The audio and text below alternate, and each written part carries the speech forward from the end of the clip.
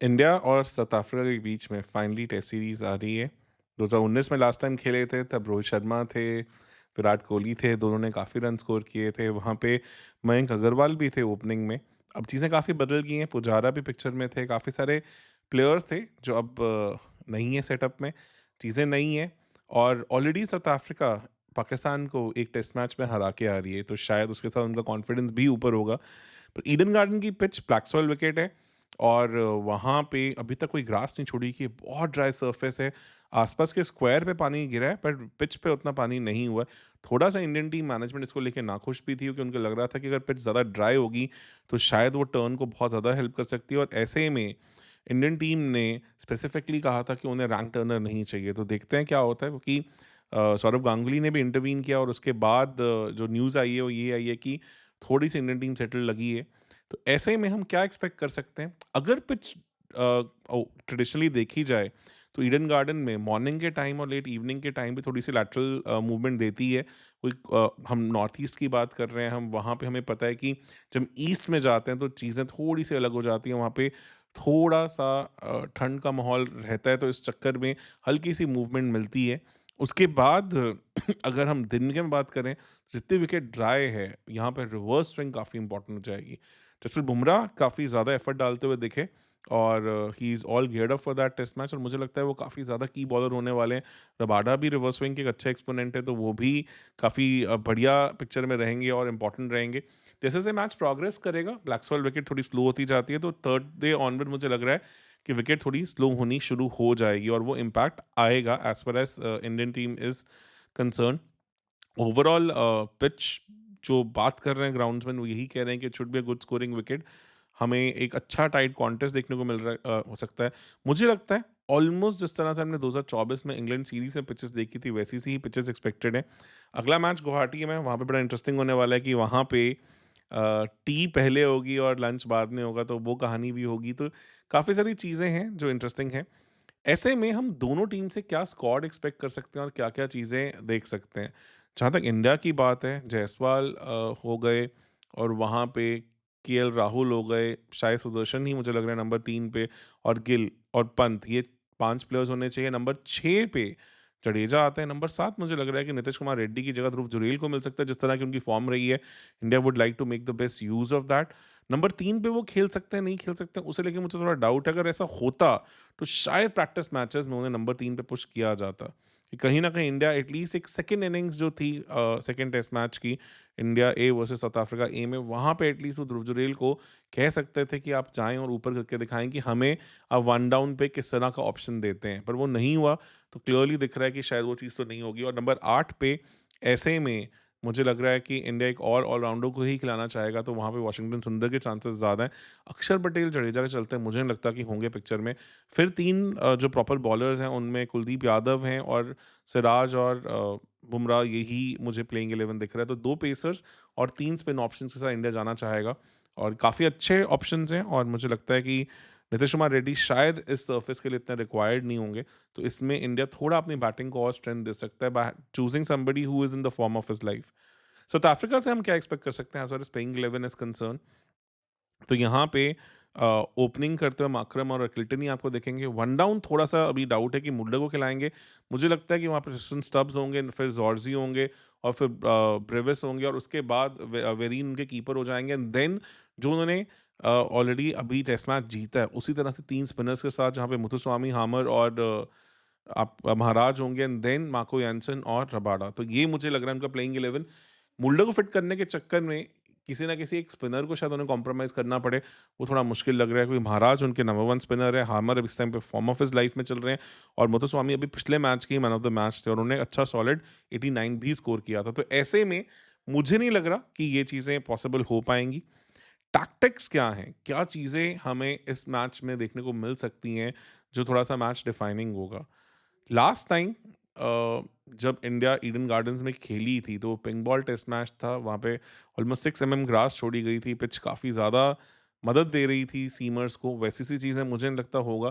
2017 में हमने देखा था कि जब थोड़ा-सा इसी टाइम पे श्रीलंका के साथ मैच था, तो इंडिया ने काफ़ी स्ट्रगल किया था। इनफैक्ट वहाँ पे लक्मल ने इंडिया के टॉप ऑर्डर को काफ़ी तंग किया था। विराट कोहली भी डक पे आउट हुए थे, फिर सेकंड इनिंग में आके उन्होंने बहुत प्यारा 100 भी स्कोर किया था। और throughout the test match हमने देखा था कि सीमर्स को अच्छी खासी लेटरल मूवमेंट मिली थी। तो ऐसे में रबाडा और मार्को यान्सन थोड़ा-सा इंडिया को तंग कर सकते हैं, इसका इंडिया को थोड़ा ध्यान रखना पड़ेगा। एक जो चीज़ साउथ अफ्रीकन स्क्वाड के लिए बहुत न्यू होने वाली है, वो ये होने वाली है कि इनके स्क्वाड में 8 ऐसे प्लेयर्स हैं जिन्होंने कभी भी इंडिया में टेस्ट मैच नहीं खेला, और इंडिया में आके टेस्ट मैच खेलना काफ़ी ब्रूटल हो जाता है, काफ़ी डिफ़िकल्ट हो जाता है। तो उनके लिए वो एक बिल्कुल डिफरेंट न्यू एक्सपीरियंस होगा। क्योंकि 2015 19 उन टूर्स की बात की जाए तो रबाडा हैं जो थे पिक्चर में, बट उनके जो पार्टनर है मार्को यान्सन वो कभी नहीं खेले हैं। और इवन मुथुस्वामी हो गए, हार्मर 2015 में स्क्वाड का पार्ट थे, बट मुझे नहीं लगता कि शायद उन्हें टेस्ट मैच मिल पाया था। तो ऐसे में और जितने प्लेयर्स हैं, ज़ॉर्ज़ी हैं, स्टब्स हैं, ब्रेविस हैं, रिकिल्टन हैं, उन सबको कोई एक्सपीरियंस नहीं इंडिया में खेलने का। हाँ, एक बहुत बड़ा प्लस पॉइंट है कि रिकिल्टन एमआई के लिए मुंबई के लिए ऑलरेडी आईपीएल में खेल चुके हैं।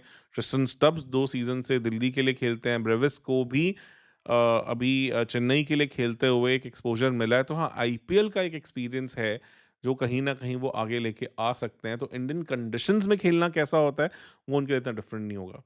कहीं न कहीं जो पाकिस्तान में रैंक टर्नर पे खेल के आए हैं, वो एक फर्स्ट हैंड एक्सपीरियंस है, और वहाँ पे क्लियरली दिखाया है कि साउथ अफ्रीकन इस टीम में ग्रिट है। और हमें ये नहीं भूलना चाहिए कि वो वर्ल्ड चैंपियन है।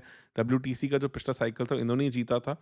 तो इतने में इंडिया के लिए क्या इंपॉर्टेंट चीज़ों की जो थोड़ी ध्यान रखने की ज़रूरत है। Kuldeep Yadav black soil wicket पे थोड़े से फ्लैट लगे थे दिल्ली में भी सेकंड इनिंग्स में। यहाँ पे भी जब पिच लो हो जाती है, तो हमने देखा है कि उन्हें बैकफुट पे खेलना काफ़ी ईज़ी हो जाता है, वो उतना रिसीव नहीं कर पाते।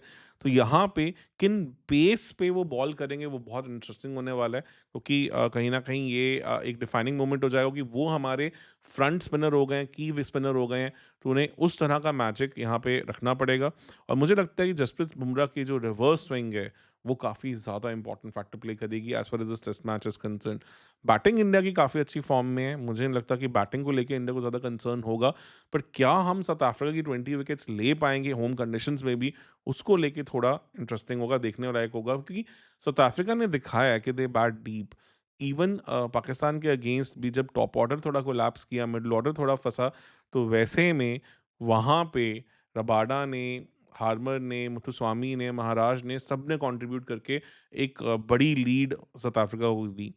टोनी ज़ोर्ज़ी ने दिखाया है कि वो स्पिन के बहुत अच्छे प्लेयर हैं।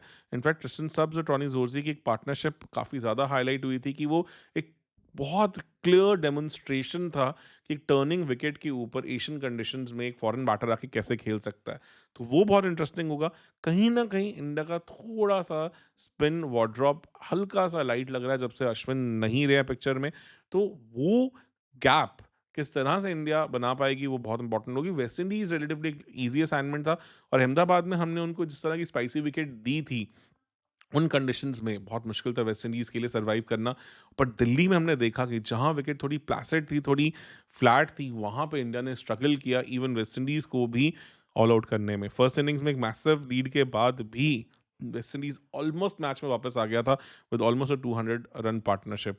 और एक टीम जिन्होंने ऑलमोस्ट पूरे साल में कोई 100 नहीं देखी थी, वहाँ से अगर ऐसा परफॉर्मेंस था, तो मुझे लगता है कि साउथ अफ्रीका की टीम काफ़ी टक्कर दे सकती है। और अभी इंडिया ए साउथ अफ्रीका मैच ने भी कहीं न कहीं थोड़ा-सा साउथ अफ्रीका के हौसलों को मजबूत किया होगा, इंडियन बॉलिंग अटैक को थोड़ा डराया होगा, क्योंकि वहाँ पे सिराज थे, आकाशदीप थे, प्रसिद्ध कृष्णा थे, कुलदीप यादव थे और हर्ष दूबे थे, जो कि एक बहुत ही अच्छा बॉलिंग अटैक था। उसके साथ एक ए टीम ने, जिसमें मेजॉरिटी ऑफ द प्लेयर्स जो साउथ अफ्रीका के नहीं खेल रहे थे, उन्होंने बड़े कंफर्टेबली 400 से ज़्यादा का टोटल चेज़ करके दिखाया। उन्हें रेड सॉइल विकेट था, विकेट अच्छी थी, नो डाउट अबाउट इट। तो यहाँ पे ये काफ़ी इंटरेस्टिंग रहेगा कि इंडिया रिवर्स स्विंग को किस तरह से हैंडल कर पाती है, और जब पिच स्लो होनी शुरू होती है, तब इंडिया के स्पिनर्स किस तरह से पिक्चर में आ पाते हैं। मुझे लगता है अगर एक प्लेयर मैं वॉच आउट करूँगा, तो मेरे लिए वो रविंद्र जडेजा होंगे। ऑलरेडी उनको लेके बहुत सारी अटकलें चल रही हैं as far as his transfer to RR is concerned. तो ऐसे में उनका मेंटल स्पेस कैसा होगा, वो किस तरह से रिएक्ट करेंगे, बहुत इंटरेस्टिंग होगा। क्योंकि अगर पिच लो होती है, तो मुझे लगता है कि रविंद्र जडेजा की जो क्विक आर्म एक्शन है, जो वो जनरेट करते हैं पेस, वो बहुत ज़्यादा इंपॉर्टेंट होने वाला है। तो एक बड़ा मैच, और कहीं न कहीं फाइनली इंडिया के होम सीज़न की शुरुआत में अब कह सकता हूँ कि वेस्ट इंडीज़ एक रिलेटिवली ईज़ी असाइनमेंट थी। ये एक ईज़ी असाइनमेंट नहीं होने वाली। हाँ, साउथ अफ्रीका के लिए भी चैलेंजिंग है क्योंकि उनकी मेजॉरिटी प्लेयर्स ने इंडियन कंडीशंस में टेस्ट मैच नहीं खेला है, बट आईपीएल के चलते उन्हें बहुत first hand experience already Indian conditions का भी है। तो आपका ऐसे में क्या कहना है? प्लीज़ हमें कमेंट सेक्शन में पक्का से बताएँ। बहुत सारे आपके इनपुट्स मिलते रहते हैं और बहुत कुछ सीखने को भी मिलता है। कोशिश रहेगी कि उन सब चीज़ों को और इंक्लूड करके इन चीज़ों को हम और बेटर कर पाएँ।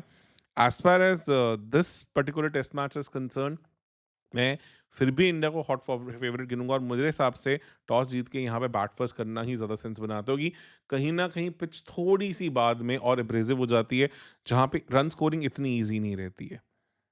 तो बने रहिए वीडियो के साथ। धन्यवाद।